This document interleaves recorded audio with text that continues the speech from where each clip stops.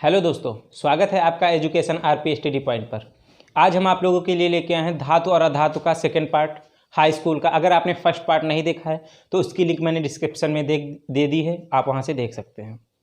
आज का टॉपिक है धातुओं की अन्य धातु लवणों के साथ अभिक्रिया। ये क्या होता है, कैसे होता है, चलिए आइए समझते हैं। मान लीजिए मेरे पास कोई धातु है का, उसकी अभिक्रिया किसी धातु लवण के साथ करा रहे हैं।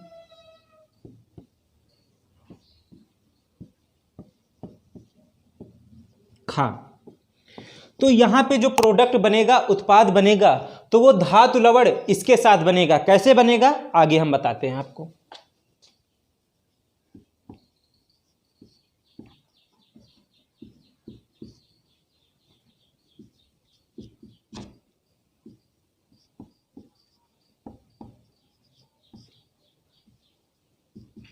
देखिए, होता इसलिए है जब कोई अधिक क्रियाशील धातु किसी कम क्रियाशील वाले धातु लवण से अभिक्रिया करता है तो उस धातु लवण की धातु को विस्थापित कर देता है। कैसे जानते हैं।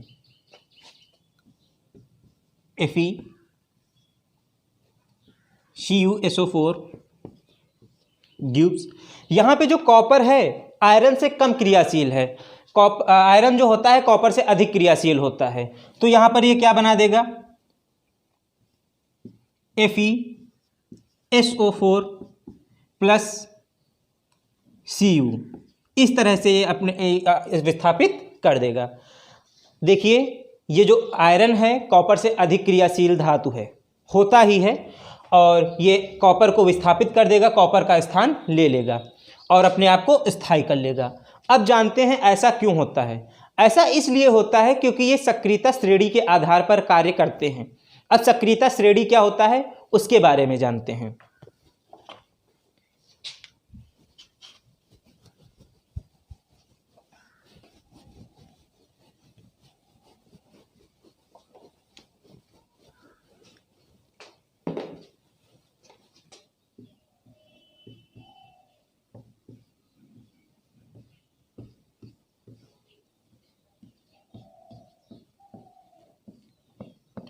सक्रियता श्रेणी की परिभाषा ये होती है जब धातुओं को उनकी क्रियाशीलता के घटते हुए क्रम में रखने पर जो श्रेणी हमें प्राप्त होती है उसे सक्रियता श्रेणी कहते हैं।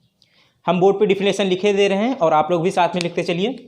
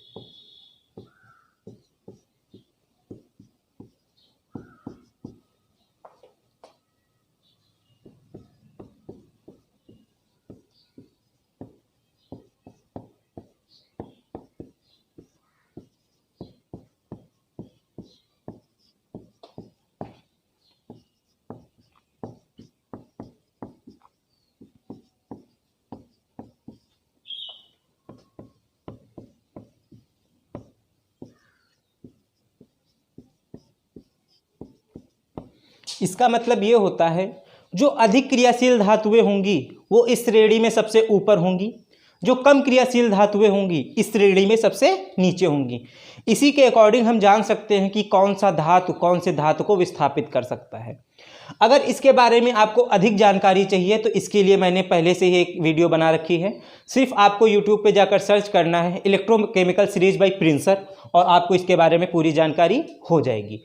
अब हम लोग अगले टॉपिक की ओर बढ़ते हैं। समझते हैं धातुओं की अधातुओं के साथ अभिक्रिया। देखिए, धातुओं की अधातुओं के साथ अभिक्रिया उनकी संयोजकता पर निर्भर करता है। जो धातु होते हैं उनके परमाणु संयोजी कोष से एक इलेक्ट्रॉन त्याग कर धन आयन बनाते हैं।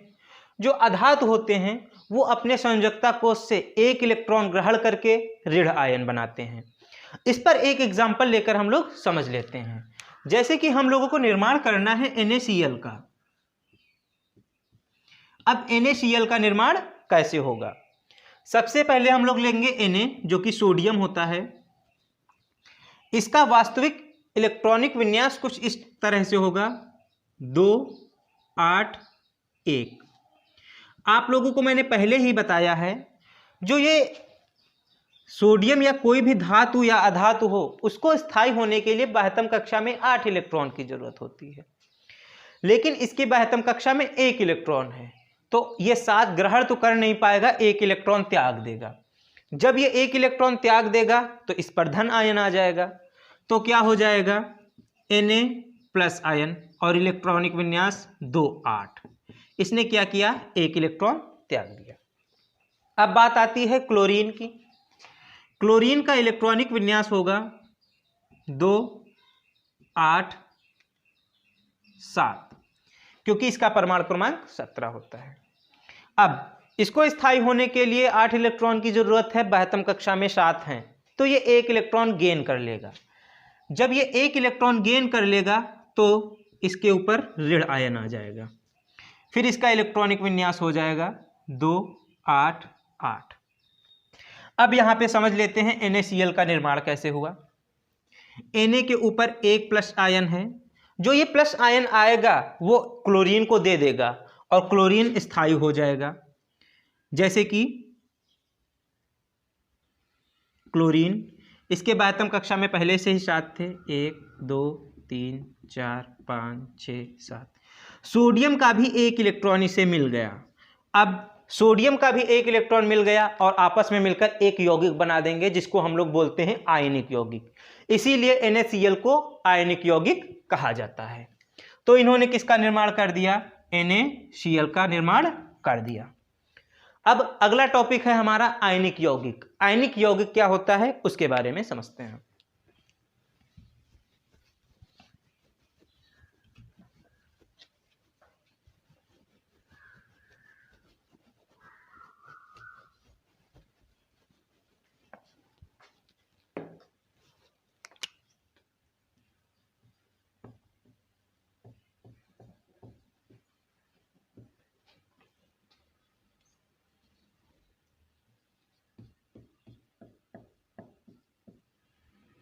समझते हैं आयनिक यौगिक क्या होता है। देखिए, जब दो विपरीत आवेश एक दूसरे को आकर्षित करके एक यौगिक बनाते हैं और तथा उनके बीच एक वैद्युत बल कार्य करता है, तो ऐसे यौगिक कौन से बनाएंगे? आयनिक यौगिक बनाएंगे।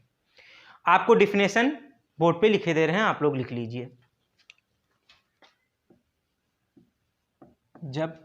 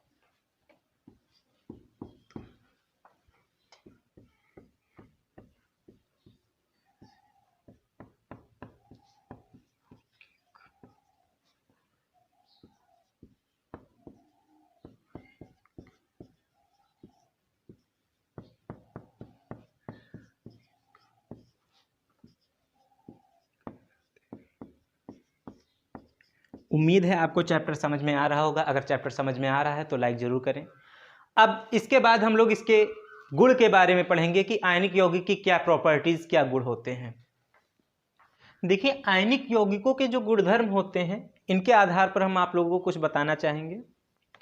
जैसे कि इनकी भौतिक अवस्था, जो हमारे आयनिक यौगिक होते हैं ये ठोस अवस्था में पाए जाते हैं। जाहिर सी बात है इनके बीच जब वैद्युत बल कार्य करेगा जिससे बंधे होंगे तो ये क्या होंगे, भौतिक अवस्था इनकी ठोस होगी। ठोस होने के साथ साथ ये भंगुर होते हैं।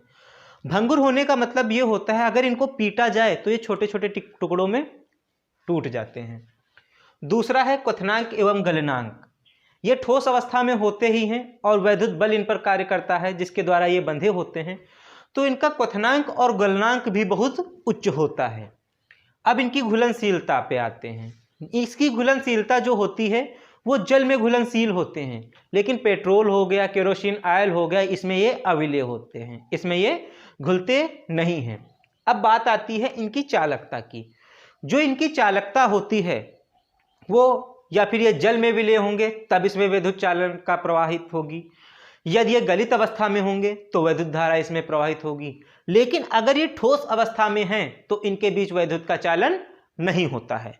उम्मीद है कि आपको ये चैप्टर समझ में आ रहा होगा। अब अगला टॉपिक है धातु की प्राप्ति। धातु की प्राप्ति में जो पहला टॉपिक है वो खनिज है। अब खनिज क्या होता है इसके बारे में हम लोग जान लेते हैं। देखिए, पृथ्वी से जिस अवस्था में कोई तत्व या यौगिक हमें प्राप्त होता है उसे खनिज कहते हैं। क्या लिखा है, पृथ्वी से प्रकृति रूप में जो तत्व या यौगिक प्राप्त होता है उसे खनिज कहते हैं। क्योंकि पृथ्वी से जब हम कोई चीज़ प्राप्त करेंगे तो उसमें कंकड़, पत्थर, मिट्टी और अन्य ऑक्साइड या फिर जंग वगैरह भी लगी होगी, इसीलिए इसको क्या कहा जाता है, खनिज, जिसको इंग्लिश में बोलते हैं हम लोग मिनरल्स। उसके बाद हम लोग समझते हैं कि अयस्क क्या होता है। देखिए, अयस्क की परिभाषा मैंने बोर्ड पे लिख दी है। वे खनिज जिनमें धातु की मात्रा अधिक होती है, जिनको निकालना लाभकारी होता है, अयस्क कहलाता है। या फिर दूसरी भाषा में हम लोग कह सकते हैं, हमें कम लागत में अधिक मात्रा में धातु प्राप्त हो जाए तो उसे ही अयस्क कहेंगे। कम लागत लगाएंगे, अधिक धातु प्राप्त करेंगे तो उसे हम लोग अयस्क कहते हैं। अब हम लोग अगले टॉपिक की तरफ बढ़ते हैं कि इस अयस्क से हमें शुद्ध धातु कैसे प्राप्त होगी, क्या क्या प्रक्रम करने होंगे, उसके बारे में जानकारी प्राप्त करते हैं। अब हम लोग समझते हैं कि धातुओं का निष्कर्षण कैसे होता है, अयस्क से धातुओं का निष्कर्षण कैसे होता है। उसके लिए 3 स्टेप हैं, 3 चरण हैं जिनके माध्यम से हम लोग धातुओं का निष्कर्षण कर सकते हैं। पहला टॉपिक है अयस्क का सांद्रण। अब सांद्रण का क्या मतलब है उसको समझते हैं। जो अयस्क होता है इसको कूटकर छोटे छोटे टुकड़ों में परिवर्तित करना ही अयस्क का सांद्रण कहलाता है। जब इसको हम लोग छोटे छोटे टुकड़ों में परिवर्तित कर लेंगे तो उसको धुलकर या फिर फेन प्लवन विधि द्वारा इसको अलग किया जा सकता है। अयस्क के सांद्रण के बाद उसमें धातुओं का निष्कर्षण किया जाता है।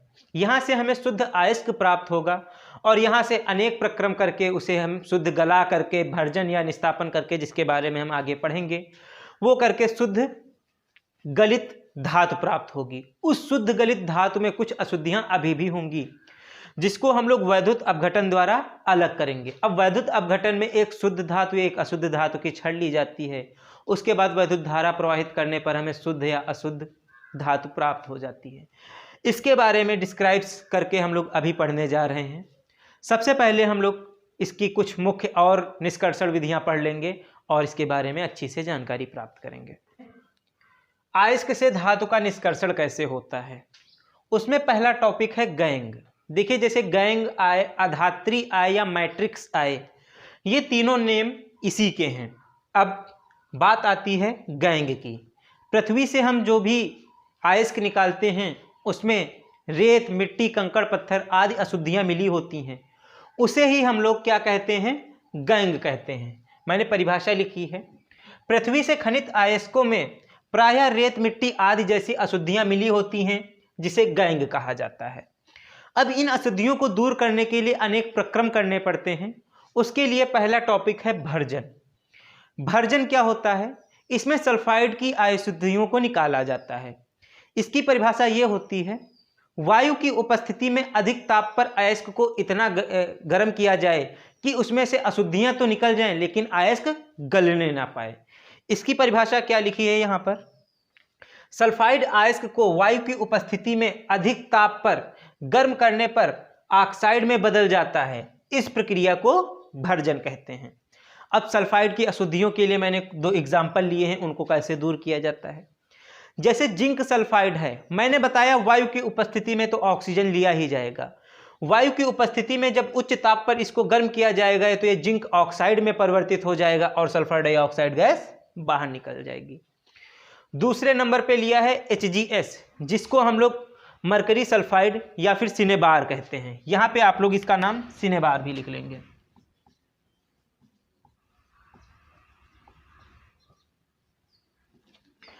ऑक्सीजन की उपस्थिति में गर्म किया गया तो ये मरकरी ऑक्साइड और सल्फर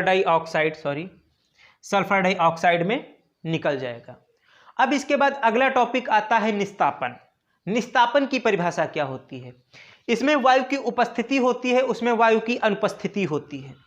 इसकी परिभाषा ये होती है, वायु की अनुपस्थिति में अयस्क को इतना गर्म किया जाए कि इसमें से अशुद्धियां निकल जाएं लेकिन अयस्क गलने ना पाए। अब इसको हम लोग परिभाषा के अकॉर्डिंग समझते हैं।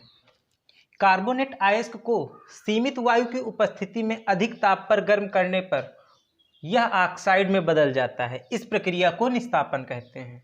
इसमें क्या होता है, निस्तापन में कार्बोनेट अयस्क को लिया जाता है, उसमें ये कार्बन डाइऑक्साइड निकाल देता है और उसका ऑक्साइड बना देता है। एग्जाम्पल के लिए मैंने लिया है जिंक कार्बोनेट।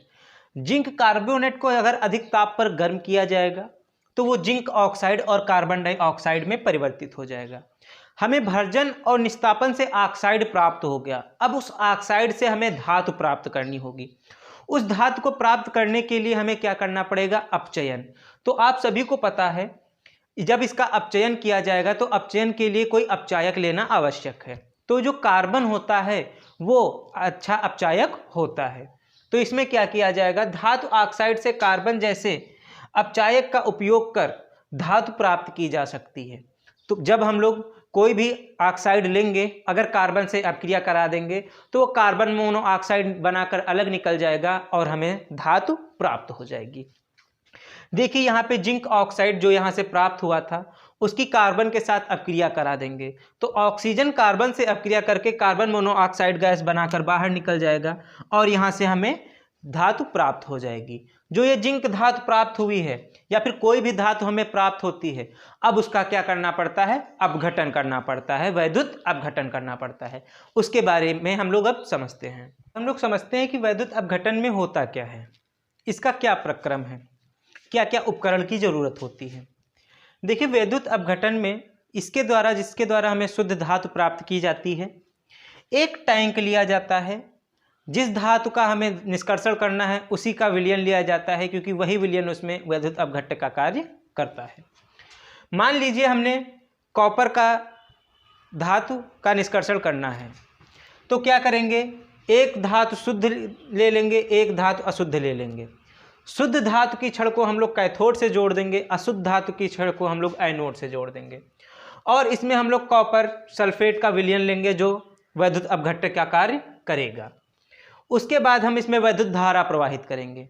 जब हम इसमें वैद्युत धारा प्रवाहित करेंगे तो एनोड से कॉपर क्या हो जाएगा, वैद्युत अपघट्य में मिल जाएगा। वैद्युत अपघट्य में मिलने के बाद ये शुद्ध कॉपर पे जाकर जमा हो जाएगा जो कि किसका बना है? कैथोड का बना है। और अशुद्धियां नीचे बैठ जाएंगी जिसको हम लोग एनोड पंख कहते हैं। अब थ्योरिकल भाषा में समझ लेते हैं। एनोड पर हमने क्या लिया है? अशुद्ध कॉपर। कैथोड पर लिया है शुद्ध कॉपर।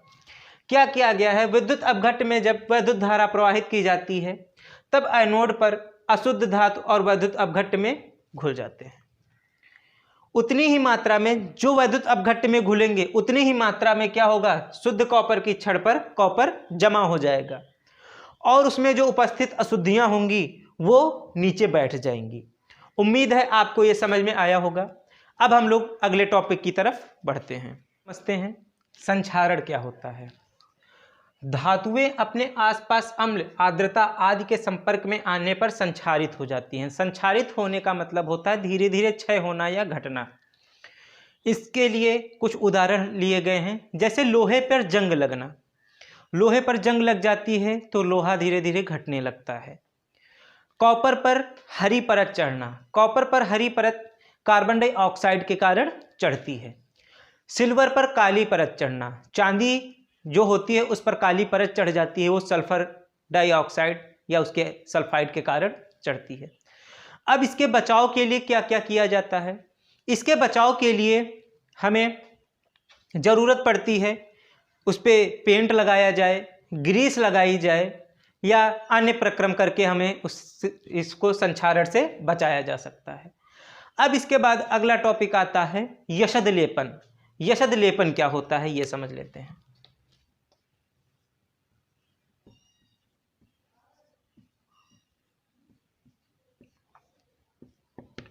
देखिए, यशद लेपन का एक ही प्रक्रम है। जैसे कि लोहा और हमारा इस्पात हुआ जिसको हम लोग स्टील कहते हैं, इस पर जिंक ऑक्साइड की पतली परत चढ़ाई जाती है। इसी प्रक्रम को क्या कहते हैं हम लोग? यशद लेपन कहते हैं। इसकी परिभाषा आप लोग भी लिख लेंगे।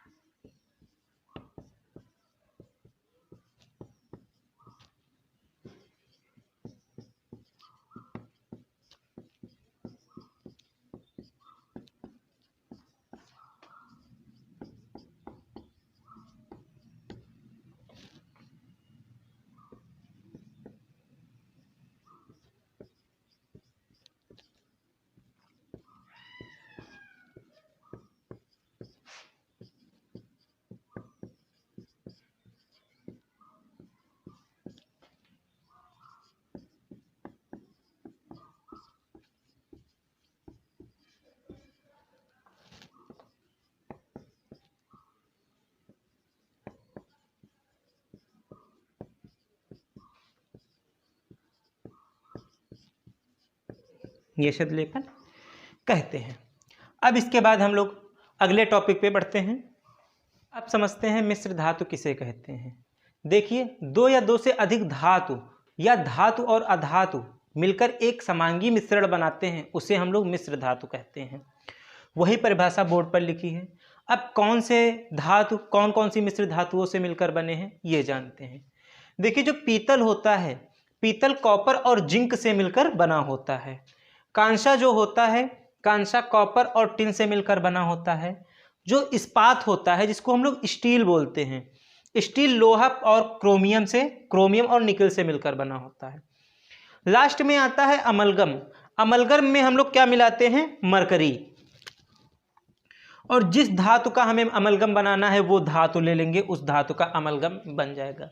एग्जाम्पल के लिए हमें सोडियम का अमलगम बनाना है तो सोडियम के साथ हम मरकरी ले लेंगे, सोडियम अमलगम बन जाएगा। अगर हमें सिल्वर का बनाना है, सिल्वर के साथ मरकरी ले लेंगे, सिल्वर अमलगम बन जाएगा। इसी के साथ मैंने इस चैप्टर के सारे फैक्ट्स आपको पढ़ा दिए हैं। अगर वीडियो अच्छी लगे तो लाइक शेयर सब्सक्राइब करना ना भूलें। धन्यवाद।